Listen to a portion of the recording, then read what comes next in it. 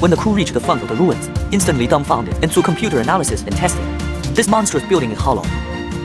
From this, it can be inferred that the giant was man-made. That being the case, everyone stepped into the door of the ruins with apprehension, and continued to explore without hesitation. The recorder on the helmet constantly transmits the picture back to the ship. Then they came to a passage. The crew immediately released the machine detector.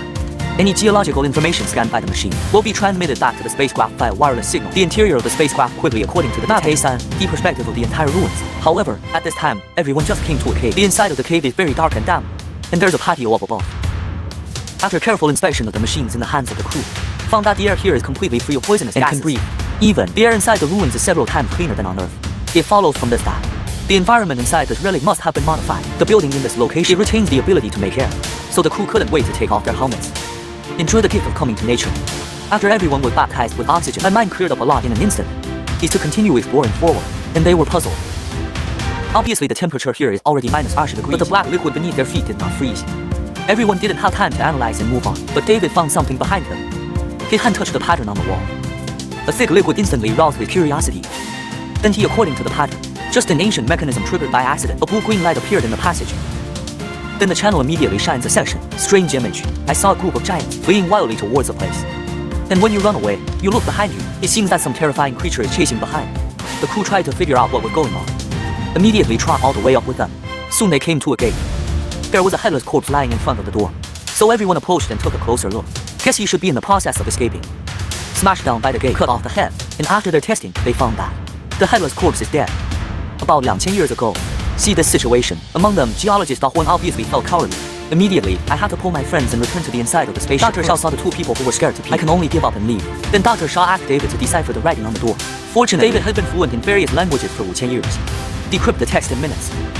And he managed to open the gate. The moment the floodgates open, a giant statue with a round head sits in the center. The setting is more like some kind of altar. After a careful investigation, they found the giant's head again. And this is the moment. David, who is at the forefront, also made a new discovery. There are also countless metal containers placed inside the room, and there are worms wriggling in the soil under your feet. Then they found out, round the wall, there is an exquisite mural engraved on it. The crowd stepped over the metal container placed below, went straight to this mural. Images and murals, it was actually carved with a terrifying creature. Lifelike carving process, it gives people the chills. At this time, David looked curiously at the metal container next to him. At this, the black substance in the container is constantly flowing.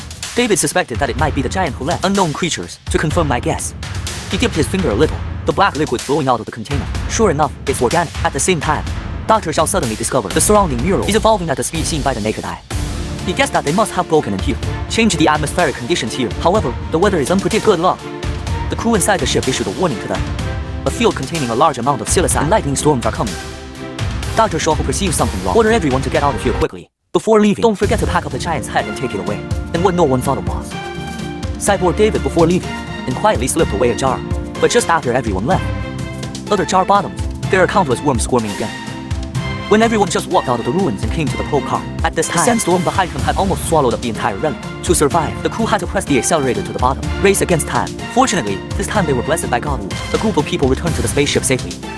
And yet, when they started counting people, the captain discovered Juan, the geologist who left the team, her friends didn't come back. Through God's eyes, we find the two lost their way inside the ruins after leaving the team. The captain made a decision after contacting the two. We can only wait until the dust storm outside is over. Go pick him up. At the same time, Dr. Shaw is ready to conduct research on the giant immediately. They put it in the sterilizer. Sterilization with high-temperature drugs. After continuous scanning by computer infrared, they finally figured it out. There is a helmet on the head. Fortunately, David studied it carefully. He easily took off the helmet.